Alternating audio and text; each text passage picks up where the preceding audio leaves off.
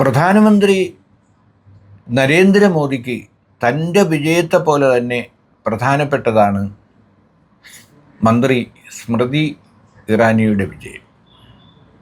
കാരണം സ്മൃതി ഇറാനി BJPയുടെ 2014 ഭരണകാലം മുതൽ നരേന്ദ്രമോദിയുടെ വലം കൈയാണ്. അതുകൊണ്ട് തന്നെയാണ് കഴിഞ്ഞ തെരഞ്ഞെടുപ്പിൽ 2019 അമേഠിയിൽ രാഹുൽ ഗാന്ധിയെ തോൽപ്പിക്കാനായി സ്മൃതി ഇറാനിയെ മോദി രംഗത്തിറക്കി. ദുരൂഹതകൾ ഏറെയുണ്ടെങ്കിലും സ്മൃതി ഇറാനി അവിടെ നിന്ന് വിജയിക്കുകയും വീണ്ടും കേന്ദ്രമന്ത്രിയാവുകയും ചെയ്തു.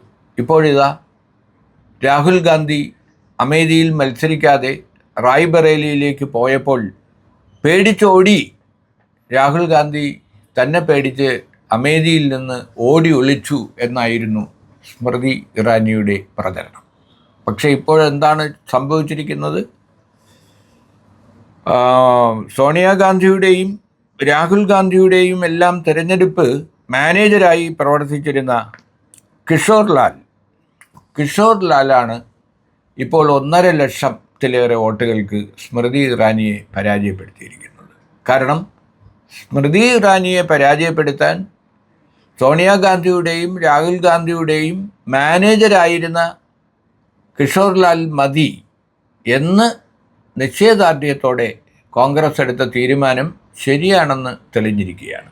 കാരണം പ്രിയങ്ക ഗാന്ധിയെ അമേഠിയിൽ മത്സരിപ്പിക്കണം എന്ന് പലരും ആവശ്യപ്പെട്ടെങ്കിലും ദേശീയ പ്രസിഡന്റ് ഖഡ്ഗെ വരെ ആവശ്യപ്പെട്ടിട്ടും അതിന് പ്രിയങ്ക ഗാന്ധി വഴങ്ങിയില്ല.